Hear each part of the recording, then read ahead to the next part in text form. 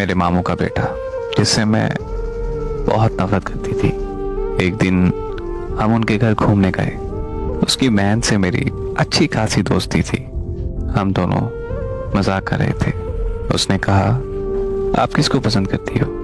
तो उसका भाई आ गया। तो मैंने उसे कहा, आपके भाई से। ये कहते ही हम घर वापस आ गए। कुछ दिन गुजर गए। उसकी बहन ने मुझे कॉल की और मुझसे झूठ बोलकर कहा कि मेरा भाई भी आपको बहुत पसंद करता है। ऐसे ही दिन गुजरते गए और वो मुझे इसी तरह ही रोज कॉल किया करती थी। और जब बात खत्म होने लगती थी तो वो मुझे एंड में कहा करती थी कि मेरा भाई आपको बहुत पसंद करता है।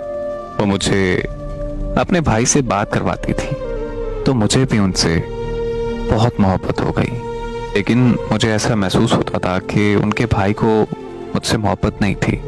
ऐसे ही कुछ अरसा गुजर गया और हमारी ऐसे ही फोन पर बात होने लगी। 2-3 साल गुजर गए। उसकी बहन ने अपनी अम्मी को बताया। फिर एक रात वो मुझसे बात कर रहा था तो उसकी माँ ने हमारी बातें सुन ली।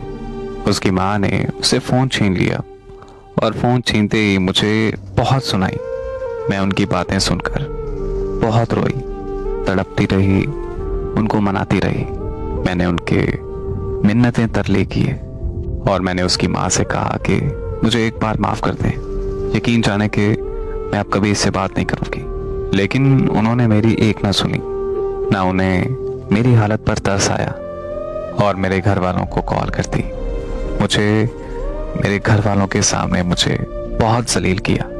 लेकिन फिर भी मोहब्बत मेरी जिद थी और मैंने उससे मोहब्बत करना कभी नहीं छोड़ी। आखिरकार उसकी शादी हो गई। आज उसके 2 बच्चे हैं। मैं आज तक रोती रहती हूँ, तड़पती रहती हूँ और अल्लाह से बस एक ही दुआ करती हूँ कि कभी किसी को मोहब्बत ना हो। क्योंकि जब मोहब्बत दुख देती है ना, तो इंसान को अंदर से मार देती है।